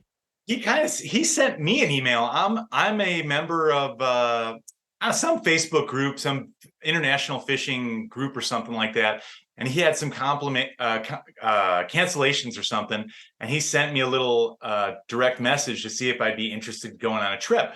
And I sent him back one and said, well, maybe, are you interested in having a guide for the season? And I told him I spoke Spanish, which I do. I spoke Portuguese, which I do. And I've got, all these other places that I worked. And he's like, yeah, I could use a guide for, X amount of time. Come on down and check it out. I think you'll like it. And I did. It was great. I did that not this past winter, but the 2 winters before for 3 months, one winter, and 2 months, another winter, and got to do some really cool. We were the first ones to go up the Inirida River and fish way up there, like 12 hours by boat all the way up there. No one had fished up there in the last, 8 to 12 years. There used to be a guy that was half Venezuelan, half German that ran Orinoco safaris where they would go up there and fish and then hunt and stuff. But that guy hasn't been around for a while. So no one has gone up there for a number of years, and fishing was cool. I got to check that out and be in the first group that went there, and then done some other little expeditions or check some stuff out for him. So great time. Recommend it. Great guy to work for. That is another massive, major skill set to have in your back pocket, I guess, to be competitive on the market for international guides, is to be multilingual. Is that self-taught? Now how did you absorb that? Because that is a skill that I've always envied in people. I've just got like this brain blockage. I don't know. I can't absorb other languages. Now, how did you pick up Portuguese and Spanish, and what else languages do you speak? What other hidden talents do you have? I can understand Italian pretty good, and then little bits and pieces of some other languages and stuff. I can get my way around some Hindi stuff. Camp Hindi, I would say. Make sure the food's coming, and if something's ready, or the lady needs hot water for a bath and that kind of stuff. Yeah. But, I'll say this: your ability to learn a language is inversely related to how much you want to learn it, right? So if you really want to learn it, it's not that hard. If you don't really want to learn it, it's really hard, right? Yeah. So you definitely have to apply yourself, and there can't be. It's not like you can't give yourself an out. Like, I'm learning Spanish. That's it. There's no, I might learn Spanish. I'm trying to learn Spanish. I'm doing it. This is what I have to do it. I'm making up my mind to do it. And there's no other ways out of doing this thing. I learned Portuguese first. I had, when I was working at Club Med, I met a Brazilian girl that invited me to come visit her in Brazil. And I really liked Brazil. and I didn't understand anything that was going on while I was down there. But I was like, man, I'd like to go back and see it, knowing what's going on. So I kind of put my mind to learning Portuguese, and that's how I got the gigs rafting down there. The main thing that I wanted to do was I wanted to be able to guide in the Amazon in Brazil, because that's where you think of the Amazon, you think of Brazil, right? So they had passed some rule where you had to be Brazilian to guide. So I never was able to find a guiding job in Brazil. Now I've got a contact where I could do it, but the timing doesn't work out exactly perfect. But then once I learned Portuguese, Spanish was relatively easy. I was already understanding it. I just had to apply myself a little bit, and then I could. How did you learn it? Like online courses, or what is? This is going back a little bit. There was no Duolingo or anything like that. It was still language courses on CD. Okay. And the ones that I used for me was it's called Pimsleur, and each course is 30 lessons, 15 CDs. There's 2 lessons on each course, and there's 3 units in the lesson. So there's 90 lessons total if you do all of them. And if you do all 90 lessons on whatever language you're trying to do, you will have a good handle on that language. Geez, that's pretty cool. That's totally worth it too. Especially if you have ambitions to be down there a lot guiding people. But, I think part of mine is like this self-consciousness. I've been in management roles for the last decade plus, and a lot of it is manufacturing, things like that. So a lot of my labor force has been Somali, Sudanese, South Pacific Islanders, a lot of Central Americans, Spanish speaking clearly. And so for the most part, it's well, if you're managing teams and you're having to control people, you have to learn, and you're going to learn it whether you like it or not. But I get so self-conscious that I sound like a complete idiot when I speak it, and I'm too scared.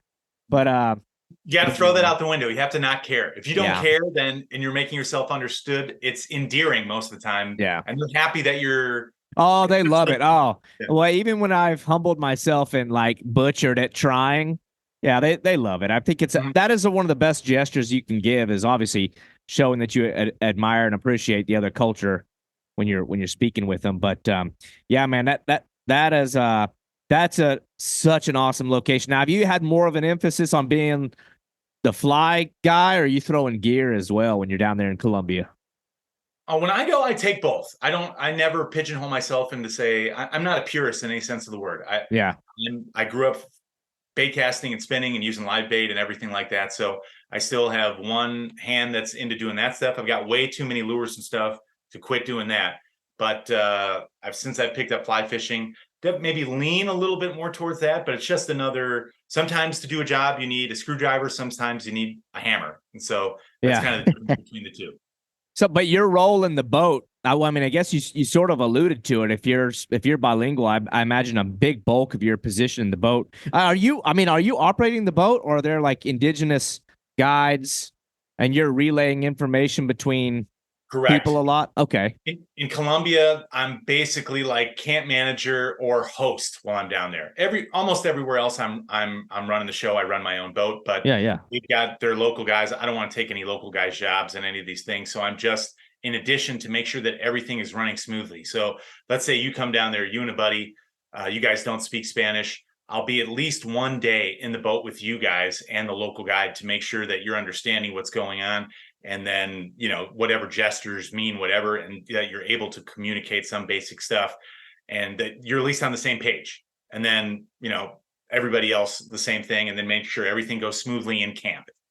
Yeah. And while you're in the boat, are you strictly guiding, or are you also throwing out patterns just to kind of at least get a feel, try to bring a fish to the surface? Are you fishing at all, or are you really kind of calling the shots and, Most of the time I won't fish. I might suggest somebody put something on. And if somebody says, you said, hey, Matt, pick up a rod if you want. And I'll say, David, I'd rather you catch your fish first before I pick up rod. And if they're insistent or whatever, then okay, I might try a certain pattern or try something else to see if I can pick them up. Because Yeah, it is good to have another rod out there to try something else to see if that's what's working. If two guys are throwing crankbaits or whatever, I might throw a jig just to see if they're grabbing a jig, or to fish a different way on the surface or whatever. But most of the time, I just kind of I want to make sure that I'm putting all my energy into the guys that I got in my boat to make sure that they're maximizing their opportunity to catch the fish that they came there to catch. Yeah. And I'm so interested in like the Temensis peacocks. Like when you think peacock bass, you think the giant 3-bar peacocks. Like that's like the one.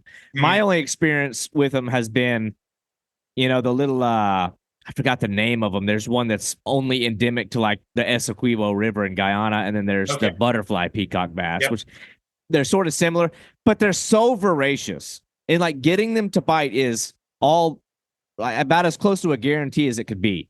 It's like the challenge is, there's not an overly challenging species to draw a bite from. Is a Temensis just a scaled up version of that, or is this a fish that you're finding can be difficult to pattern, can be difficult to draw a bite from, or are these just a marauding monster fish? Because I was always kind of curious, like, man, if they're anything like the peacocks that I like experienced in like Guyana, for example, that would be so much fun. Or are they kind of like little tougher? When they're on just like those fish. Now, as you know, as you go up the food chain, the number of fish and each size bracket gets smaller. Yeah, So there's yeah, yeah. definitely less of those in any system than there are going to be of the butterflies, which are much smaller. Yep. But depending on what's going on, you could be lucky enough to be in an area where there's a bunch of food. There might be a bunch of those fish and they might be feeding heavier. But I would say most of the time it's more similar to fishing for probably muskie in a really good muskie lake. So you're getting between, let's say, 1 and 12 a day. One would be Yeah. that was a pretty slow day, but I got a 20 pounder, so I'm over the moon. And Right. then you have an unbelievable day where you catch 20, and all of them are from 8 to 15 pounds or something like Yeah. that. So I all don't know, those, because I look at some of the videos and it almost seems like snook fishing, like in the jungle or something. But I didn't know if it was like similar like that, or if they move like at least like the butterfly peacocks. It's like you can come upon a school of 50 of them. I didn't know if the Temensis were more like staying on their own, or usually if sometimes you come paired across, up, I guess. you get pairs, you'll get Yeah. singles, and you'll get like wolf packs where there's like a Ooh. pile of between 6 and 12 that are feeding. And usually if you get that 6 and 12 that are feeding, like you said, it's a marauding fish. They're not going to stick around where you can cast back usually and pick off more fish from that school. They're like busting bait, and you got to get the bait to them. And if you're lucky enough to get 2 baits into the area, you could catch 2 of those fish. You'll be super lucky to pick more fish off that group than that. But Yeah. usually it's something like that. Now the Payara, I guess, it's like, especially in Colombia, it seems like, well, that's like your big two as far as like predatory fish throwing flies or lures. That I know they've got a lot of catfish and smaller other unique species, but it seemed like the big two is your Temensis and your Payara. Now I was able to experience big Payara in Guyana as well, but we only got ours on bait. That was like, I didn't come away from Guyana with a lot of like, darn, like, because it was like everything was just like fishing in a dream world there. I mean, it was like the most spectacular place on earth, but I didn't get a Payara on artificials. But I did I could like, I was so taken aback by how hard they were to hook and keep hooked. Even putting rigs down with multiple hooks on, like getting these damn Payara to hook up and stay hooked was painstaking. Now, what are they like throwing flies and stuff? I'm like, that's got to be a hell of a challenge. It must just be a numbers game. Like you're gonna have to factor in some degree of like, we're gonna be jumping a lot of fish. We're gonna be losing a lot of fish. But For sure, you do lose some. I think your hookup landing to loss ratio is worse on lures than it is on flies, because oh, usually really? fly doesn't have any mass. So it's harder for them to shake Yeah, that fly than it is for them to shake a lure. But there's ways around it. They're like line through swim baits and stuff where you can get hooks that slide up yeah. the rig. The other thing is, most of the time I think you're using hooks that are too big and too thick. It's really hard to get a Yep. thick hook through a Payara's mouth. If you use a small hook that's strong, that's like the perfect thing, because it doesn't, there's not a lot of meat in its mouth for that hook to grab, but Yeah. that small sharp hook can get into the corner or get into a piece and kind of stay there. Yeah, that's what we found. We started downsizing the hooks. Well, first they were just taking catfish baits. We're like, why can we keep losing fish? And then we landed one. And we kind of realized what was going on down there and started scaling down the hooks to smaller J hooks and doing better. But as a fly target, man, now I'm not, well, I wouldn't even say I'm not a big fly fisherman. I say I'm not a fly fisherman at all. Like I know the fundamentals, but when I go back to that region of the world, I'd be tempted to show up with only fly gear, or at least only throw artificials, because man, what a way to catch a fish. But you've been able to have like the front row seat. I mean, I think that's so cool to go down there as a guide and be the guide to watch other people catch the fish of a lifetime. So yeah, that's got to be cool. How many seasons have you gone down there for, or are you continuing to do that? Two. Okay. The seasons overlap with Chile, and Chile paid me a little bit more money. So unfortunately, I'm kind of like a fishing mercenary. So I gotta make Now, what are you going to Chile for? Trout. So it's not Okay. not as crazy as peacock bass or payar or anything Are, like are that. you trying to get in on that Argentina scene they got going on right now with those gigantic king salmon? You've probably seen the videos they're coming out of, I don't remember, Tres Amigos or somebody like that down there. I'd definitely be interested in checking that out. It looks interesting. Ooh. Yeah. That place is getting wild. That's one I've been kind of watching, and it's like the fish are just getting bigger and bigger and bigger. It's like, what is going on in Argentina with these? That's not, is that a natural range for king salmon, or were they artificially put? Oh, okay. Nowhere in the southern hemisphere any trout are native. Trout are all introduced, but they're wild, so they're not stocked anymore, and they're just a self-sustaining population. Still very unique. Very cool. Yeah, that's cool, man. I know we're starting to now.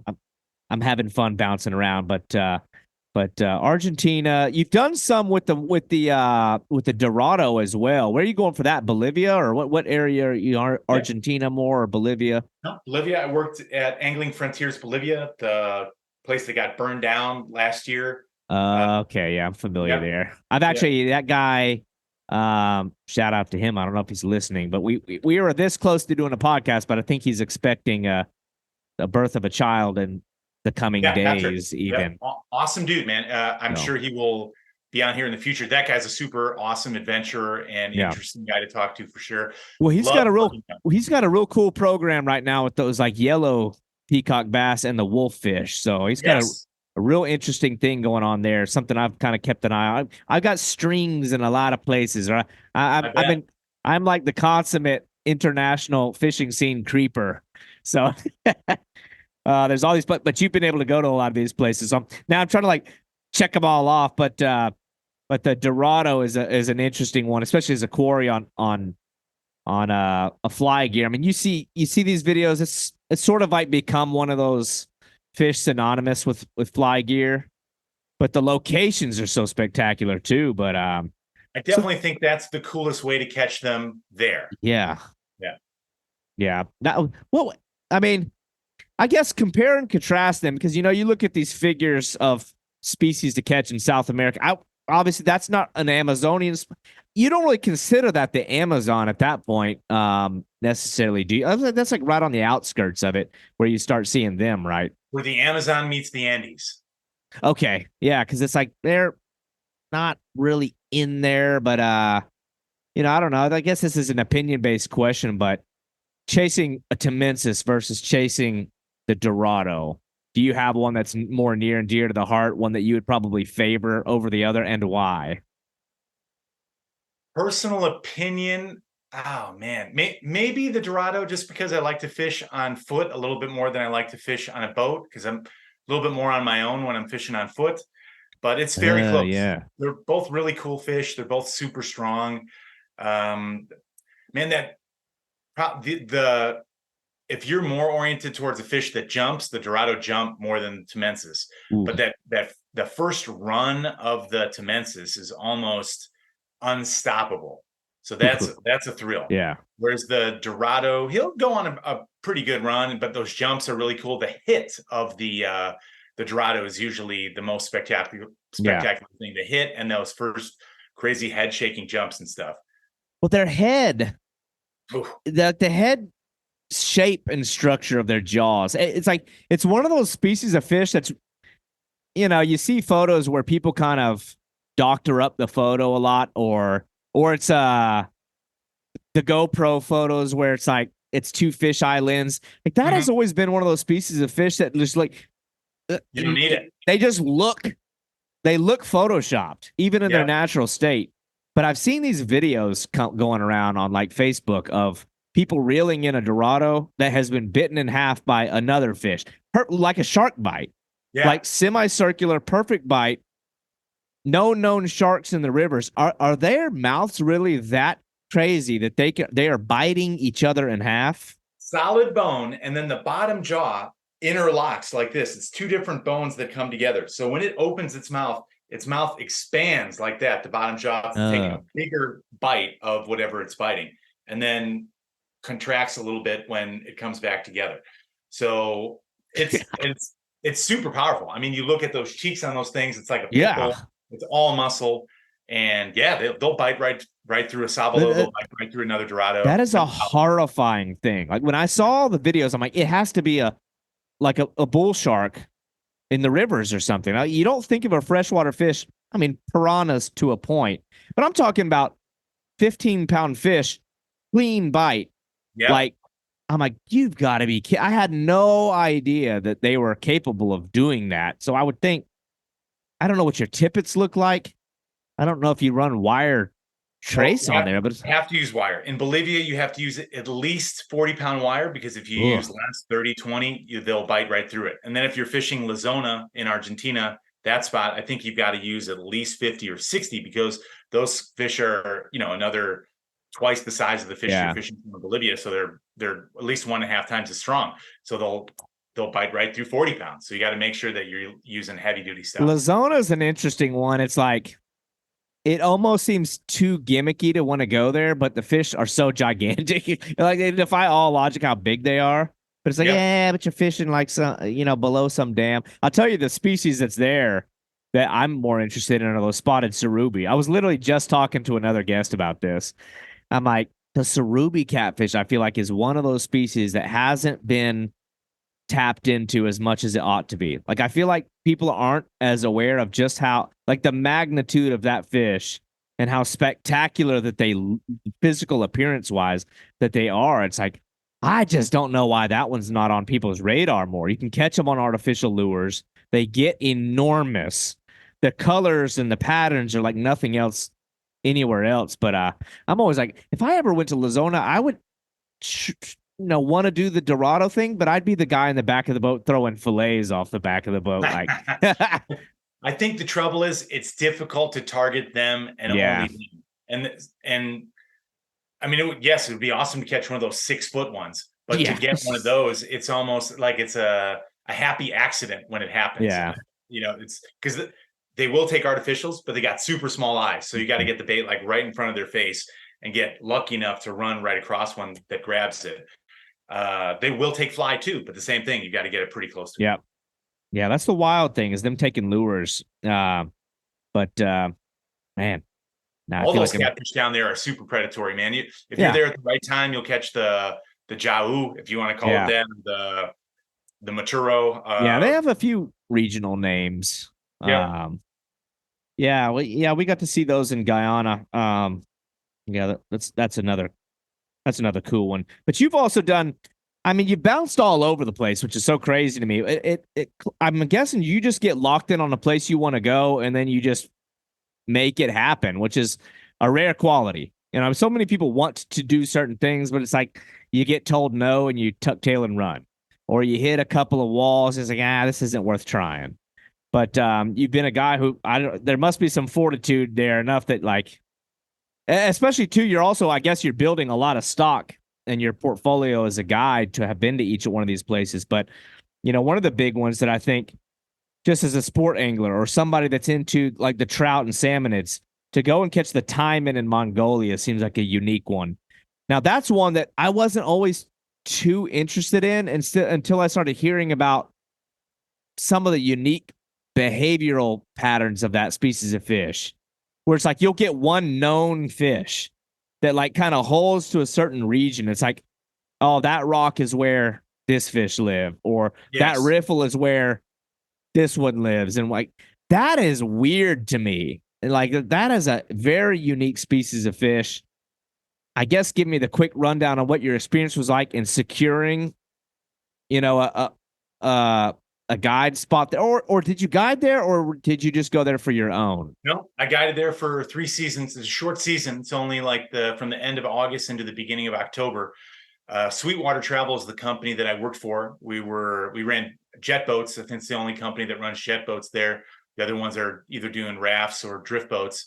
For a fishing perspective, I definitely recommend the jet boat because, like you said, there's certain areas that hold fish, and you can go back and like hit those areas at different times with the jet boat. Whereas in a raft or drift boat, Yeah. you just got one shot, one and done going through the area.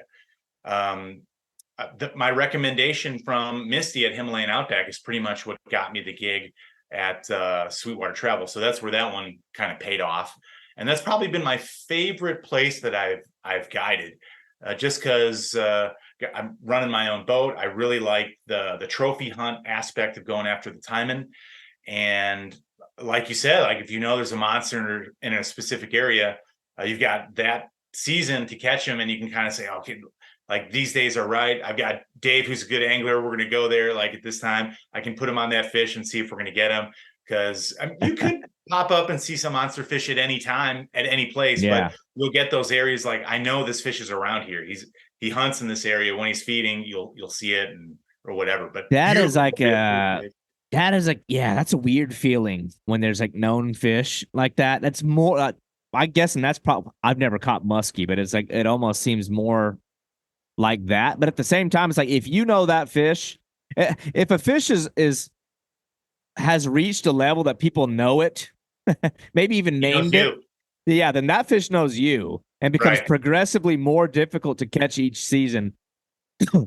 Just adds up like a real badass layer to like the character of the species of fish that's more intriguing maybe than like the marauding killer fish that you know is going to come blitz and bomb and destroy your lure. Like this one, you've got to really solve a puzzle that other articulate anglers may have come and constantly failed and failed and failed over season.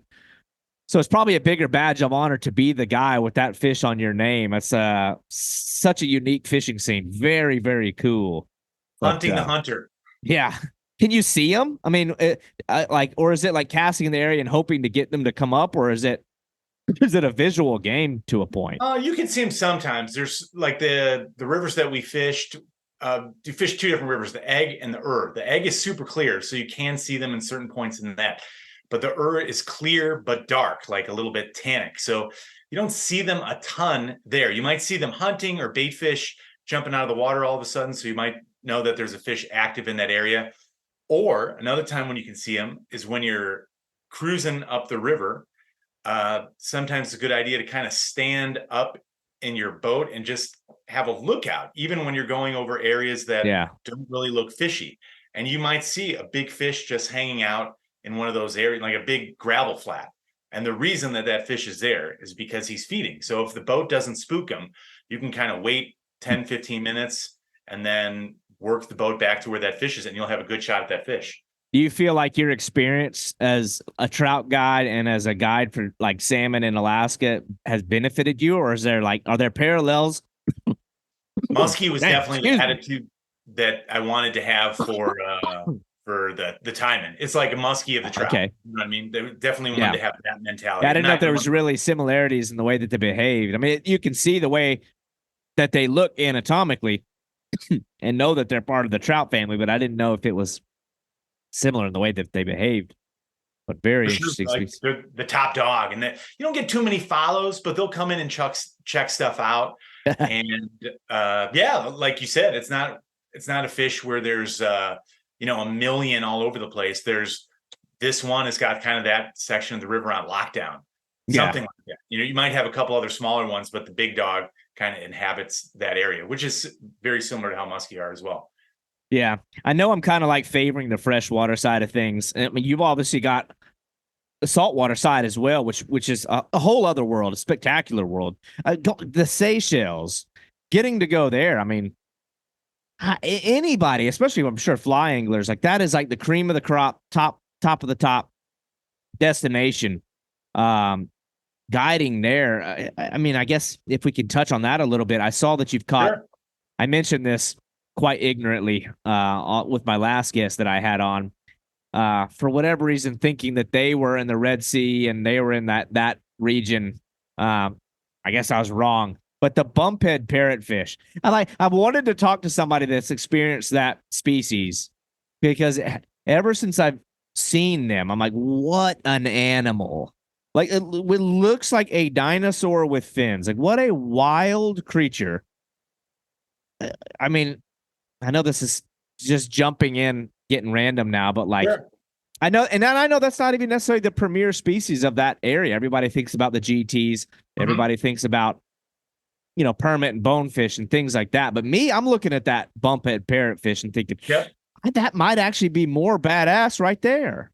It is But a when super cool looking fish, and you are right, they are in the Red Sea. There used to be okay, way more of them on the Saudi side than there is now. I think their meat is not that appetizing, but I guess it's a big fish and it would be something they could show off in the fish market. So yeah, talked to a local guy and he said, yeah, they used to have, there used to be way more, but they have caught a lot of them to put in the fish markets, even though the meat really doesn't taste that good because it kind of looks cool hanging up in the fish market. But I mean, it's good that they don't really taste that good because eventually people stop messing with them and stop eating them. But it, like you said, it's a monster looking fish. They look crazy. But I will say, in my experience, they are not the most willing to take a lure or a fly yeah, or anything like that. They're a difficult one to catch, but they do look super cool. yeah. And then I think like that mouth, that bear trap of a mouth. I'm like, how in God's name do you even penetrate that thing with a hook and keep them hooked and not get snipped off? But Usually you get lucky and get them right in the corner, or they just end up getting hooked like a little above the beak or something like that. And that's when okay, it kind of yeah. stays. But still, you're this guy from the Midwest who's most of your experience has been freshwater. Uh, you're a fly angler, but like, how many doors did you have to knock on to get a gig guiding down there? Was it a pretty at this point you've kind of built enough relationships that you were able to get there, through contacts? And I knew a guy who knew a guy who knew a guy. Kind of. One of the guys that I worked with in Mongolia was Jocko Lucas, who was the guy who made all the cool Okay, fly fishing videos and yeah. stuff from there. And he gave me the contacts of the guys that he worked with at Fly Castaway. And I got in contact with them. And at that time, I didn't have my captain's license, but that was one of the requirements for that job. So as soon as they told me I needed that, I got on that I had enough hours and stuff. I just had to go through the paperwork side of getting that thing. And then when I had it ready, they didn't necessarily have a opening, but I kept in contact with them. And when they did have the open spot, I was there and ready to go. Now that one seems cooler to me because I'm guessing a lot of that's on foot, which I think you've sort of mentioned that you like that side of it more. I'm guessing, but also maybe contrary to somewhere like the Amazon, where you're the primary guide is an indigenous guide captaining the boat, moving from location to location. Are you pretty much running when you get a guide? I mean, not a guide. When you get a client in somewhere like the Seychelles, are you pretty much leading them on that hike, helping them All me. find fish? All me. Yep. I'm running the boat Awesome. to the different sections. I decide which flats that we're going to fish. If we're going to fish from the boat, obviously there's the tide is the big factor in the ocean. And Yeah. in the Seychelles, you've got a pretty big tide. It can be up to and over 2 meters. So that's like 6.5 feet. So you got to know when the tide is going to do its thing, how long you can spend on the flat, when you've got to get back to your boat. And sometimes you might be miles away from your boat and you got to get back there at a certain time so you're not swimming. Yeah. That place is just outraged. I didn't know how much of it you were doing on foot, where it's like, you see those videos of the guys that are just walking the flats and looking for the fish, but do a fair amount of that. For me, as much as I could, because I thought that was the coolest way to do it. But obviously, because of the tide, you can't do it all the time. Yeah. Well, give me a quick rundown on some of the other places because I know you've guided, and I think you had 16 different countries. But some of That's the other ones rafting maybe and we fishing both. yeah. That's both Okay. fishing and rafting. So I got rafting in Argentina, fishing in Bolivia. We talked about the Seychelles. We talked about Bolivia. Rafting in Brazil. I rafted like, I don't know, 12 or 13 rivers while I was down there on commercial trips, and then some like little exploratory trips, and actually took gold miners down a couple of the rivers where they were testing the sand for. There's got to be a gold tax if I'm going to take somebody anywhere. Like, They were taking the samples, and then oh, they okay. didn't tell me if they I found it. say, yeah, the guide gets a cut of them gold nuggets, Right. or I I ain't don't think, taking you back. yeah, I don't think they found any nuggets on the trips I was taking them on, but they were looking. Yeah. Oh, that's awesome. I've only begun to scratch the surface on my own travels, but one of my biggest takeaways is how profound the connection building is. I don't think I anticipated it. And I've mentioned this several times on this podcast to other guys who've been fortunate enough to go travel. Uh, the further you get away from home and more that you get into these remote areas, the smaller you realize the community of anglers who are doing that is. And it gets to a point where if you mention a name, somebody like a Jocko Lucas or some of these people, immediately you know who you're talking about. A Steve Ryan. Yeah. It's crazy in a planet that has, in a sport, if you want to call fishing a sport, in a passion or a pastime that has so many millions and millions and millions of people across the globe who do it, that you can get into this genre of fishing, travel angling, where I don't want to say everybody knows everybody, but you could just about flip a coin or throw a dart and, flip over a rock, and you're going to recognize or at least have heard of the names that are doing that. So, I'm sure at this point you've probably got this massive broad network, but that's been one of the biggest takeaways for me is how quickly that and how quickly you get along with those people. I think that's been a big takeaway for me, is because, if I went to a Florida fishing convention, Sure. I might have to search that room real hard to find people that that I have alignment with. But the further you get away from home, it's like the interest level is much more matter of fact. The objectives become much more matter of fact. The path that the individual is on, whether they're from this side of the earth or the other, are strong alignment. So it's so awesome to go to these places far from home and meet other people and realize how immediately you hit it off with them. And I'm sure that's been your observation too. But to close things out here, a guy like you who's so intrepid in their path as an angler, there's got to be some wheels turning. Like, I'm sure you have your seasonal game plan laid out on, this is what my year looks like, this is what my season looks like. But I know a guy like you's got to have the gears turning. Is there anything? Maybe you can't bring it up yet. Maybe you have surprises or something like that. But what are some places maybe you're looking at or you're gunning for going forward? Like, man, this is what I'm working on. This is a location I want to go to next. I want to go guide for my buddy Patrick again, this time in Brazil, for those dang it, I can't remember the subspecies name of the peacock, but those other peacocks that live in a little bit faster water.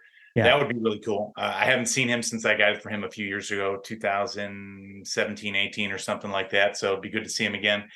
And there definitely are some fish that are way low on the radar that only a few people have caught, or at least a few people from this side of the planet. I'd love to go after that giant gourami that's over there in Borneo that they just started picking up on a fly.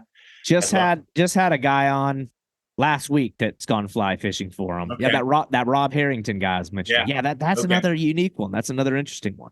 Love to do it. I'd love to get the other incidentals that you can get there. There's some catfish and some snakehead and stuff.